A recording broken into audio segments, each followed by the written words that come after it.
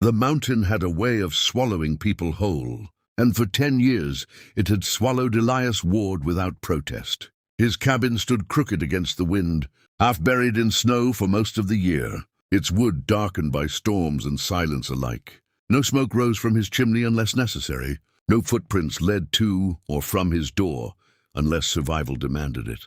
Elias had built his life around absence. No voices, no memories, no past. Only the rhythm of survival remained. Chop wood, melt snow, mend tools, repeat. He spoke to no one because there was no one to answer. And even if there had been, he wouldn't have spoken. Not after what he'd done, not after what he'd lost.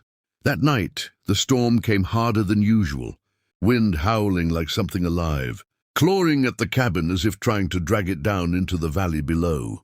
Elias sat by the fire, sharpening his axe in slow, practiced strokes. The sound of steel against stone was the only language he trusted anymore. But then something else broke through the storm. A dull, uneven thud, then silence, then another. He froze.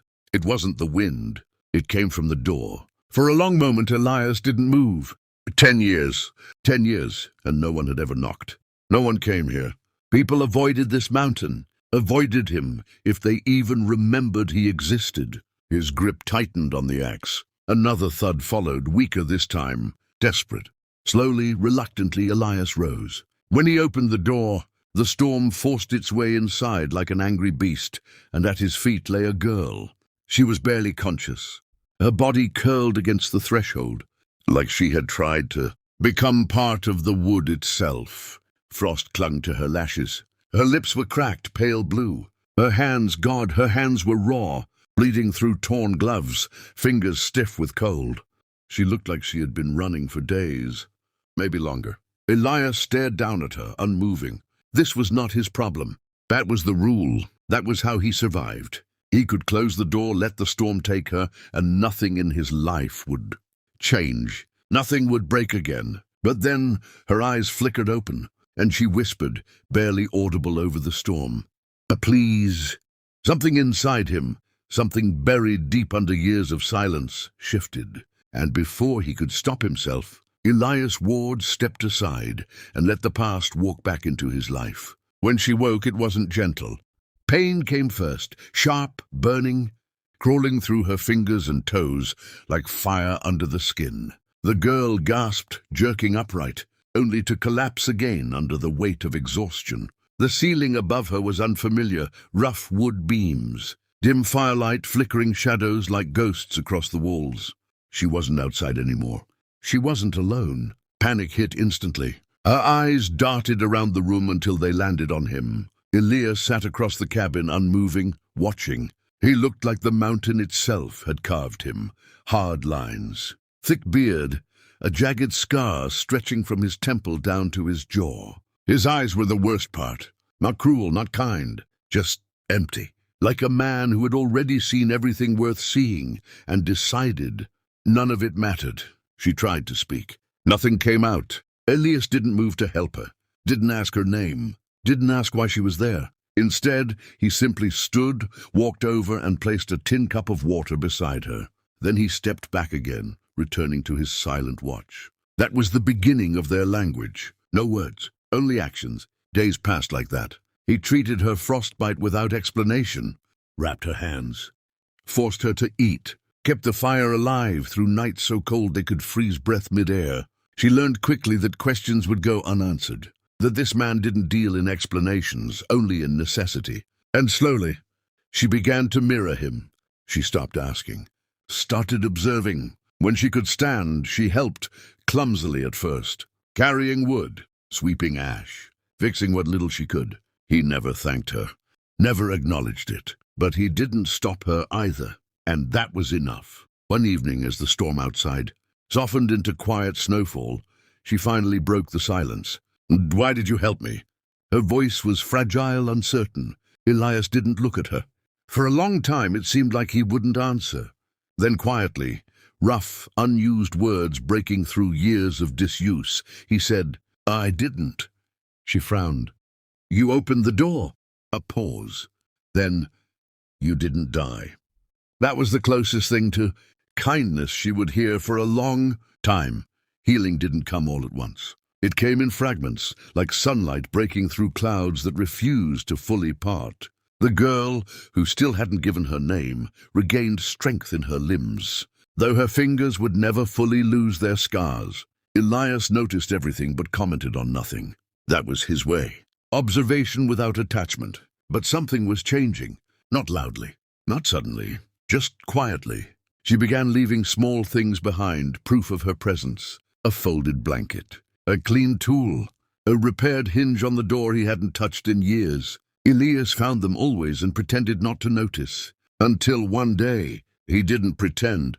The roof had taken damage from the storm, a section sagging under old snow. Elias climbed up to fix it as he always did, alone. But this time, she followed. "You'll fall," he muttered. "You might too," she replied. A beat. Then, "Stay on that side." It wasn't permission, but it wasn't refusal either. They worked in silence, side by side, mending something broken.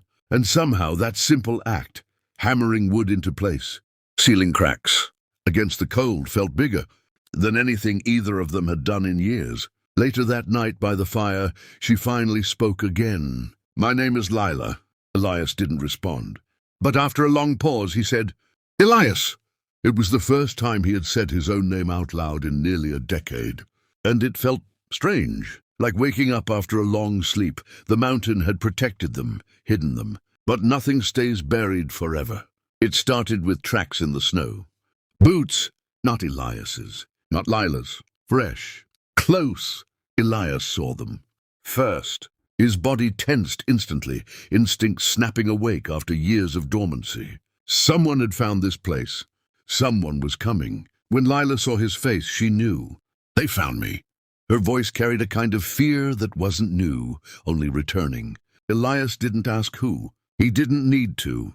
"They won't stop," she whispered. I thought I got away." For a moment, the old rule returned. "This is not your problem. Let her go. Stay alone. Stay safe." But then he looked at her hands, the scars from the cold, the proof of how hard she had fought just to survive. And something inside him refused. "They don't come back from this mountain," Elias said quietly.